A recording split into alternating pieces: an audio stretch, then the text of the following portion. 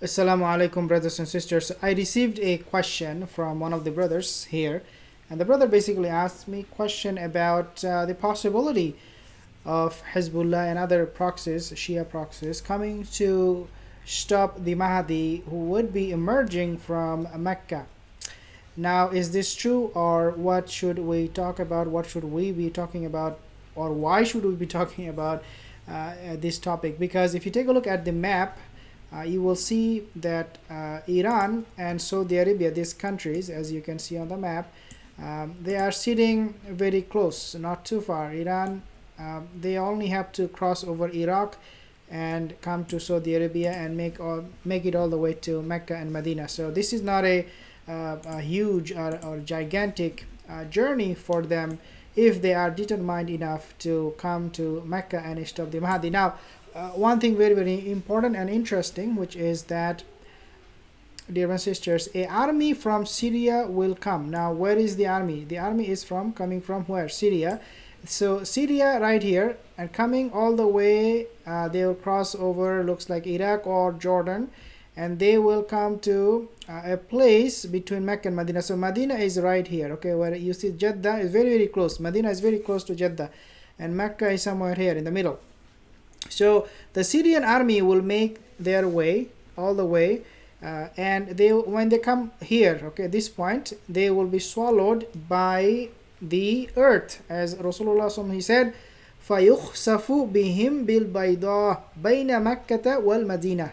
Rasulullah said when the earth will be swallowing them here, right here, okay. Now this group coming from Syria, the group of the Shia, the Hezbollah, or what kind of group is that?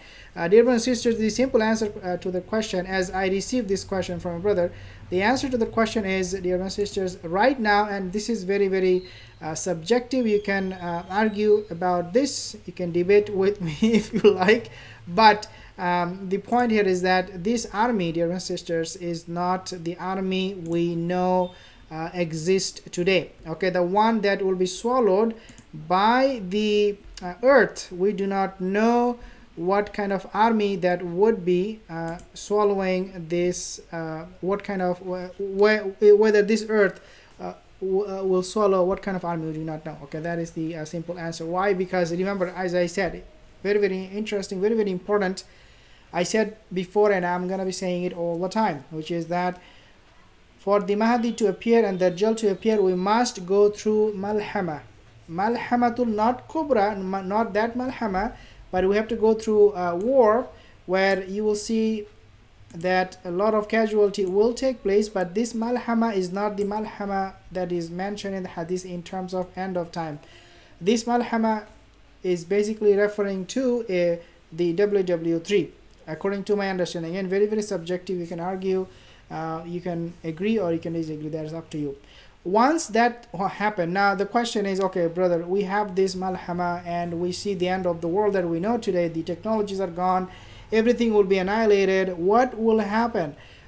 Which group will emerge, right? So the answer to that question is, again, the group that will come out from Syria, okay, to attack Al-Mahdi and will be swallowed. By the way, this hadith is daif. I should let you know that. This is a daif hadith. So by the time the Syrian army coming to this place Al-Bayda and they will be swallowed, we do not know. Again, as I said, will be this army, but because of the technology, the modern technology and everything that we know today, even the population, because there will be a huge decline due to whether it is because of the nuclear warfare or whether it is because other natural calamity, we do not know. But the population of the world will be less and technologies will be gone and there will be a new era. Okay, this will be, let's put it this way, a beginning of the end. Okay, the end means Qiyamah. Beginning of the end of the world.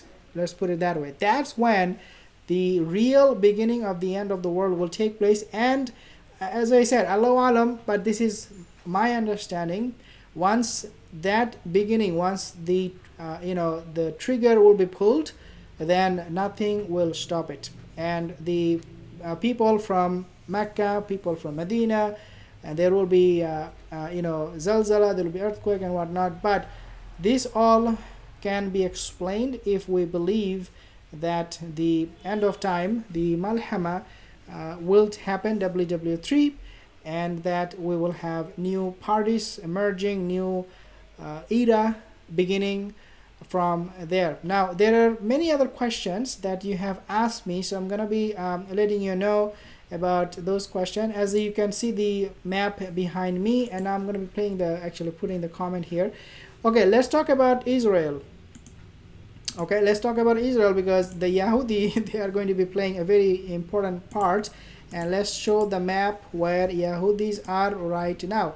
Why we talk about the Yahudi in addition to the Shia in Iran is because they are going to be fighting. فَلْيَسْتَمِعُونَ لِلْمَلْحَمَةِ Rasulullah said that they will gather. Who will gather? We do not know. Again, we will only know after WW3. Even Hadith doesn't mention who will be gathering, but we know the people who will be gathered against the Muslim are the non-Muslim. So you see Israel is right here. Okay, the Yahudi is very close to Saudi Arabia. They are very close to even Iran. They are very close to Iraq. The point here is that this Yahudi, they are going to try to, as we know from Hadith, that the Yahudi will not try to destroy Al-Kaaba. Okay, and even if they want to, they cannot, because Allah Azza wa Jal would not let that happen. Okay, no non-Muslim, remember, will be able to destroy Kaaba. Kaaba can only be destroyed or harmed or damaged by Muslims. Yahudi will not come to destroy Kaaba. However, there is always going to be this possibility that the Yahudi would try to help those who will come to destroy Kaaba. And this group is coming from where? Syria. Rasulullah said, when the Mahdi will be coming and he will be claiming that he is the Mahdi, a group from Syria will come to destroy the Mahdi.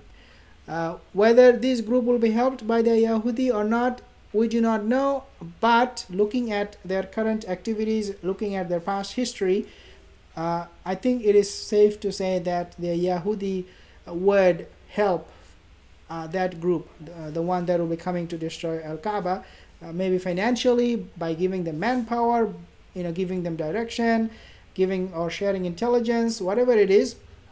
The Yahudi most likely, at least according to me, will play a huge part in terms of stopping the Mahdi, his progress and whatnot, in addition to the Shia. Because remember, the Shia, especially the Zaidi, right now they're fighting alongside the Yemeni border, okay, Yemen and Saudi border. They are a group of people who believe in the end of time, in the Mahdi, more, I should say, in some cases, way more, and they're very involved in welcoming the Mahdi more than the Sunni, because Sunni Muslim, when did you hear a lecture in your masjid about the Mahdi? If you are a Sunni Muslim, I don't think you even remember. The reason for that is because the Sunni, they don't talk about this topic, but the Shia, they are different. They are talking about it. They are crying.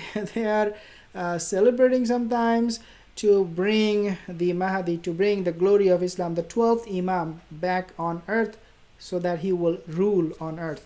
This is what the Shia are doing. So the point here is, brothers and sisters, the Mahdi, who will stop the Mahdi, or whether MBS will, I made another video, MBS Muhammad bin Salman, and I said that some people are saying the MBS is trying to stop Mahdi because he is putting some barrier between Maqam Ibrahim and Rukun, and people are saying, look, he's putting this barrier so that the Mahdi will not be able to come and people will not be able to give him bayah.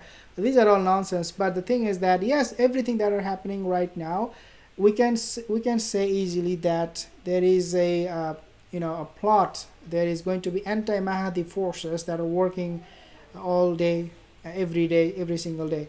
And there is no doubt about that. And that force, sometimes we refer it as the force of the Dajjal. So yeah, obviously anybody who would prevent the path of Allah, whoever will go against Quran and Sunnah, especially in regards to end of time, as we speak about this today. We consider them to be the anti-Mahdi. Okay, we consider them, and that's very simple, plain and clear. I hope that inshallah these reminders will give you some idea what is happening in terms of, I use the map because these maps, they give us a very solid understanding of the geography thing, places where things will play out before the end of time. We ask Allah Azza wa Jal to make us of those who will be with the Mahdi and not against the Mahdi. Jazakallah khair for tuning in. Assalamu alaikum wa rahmatullahi wa barakatuh.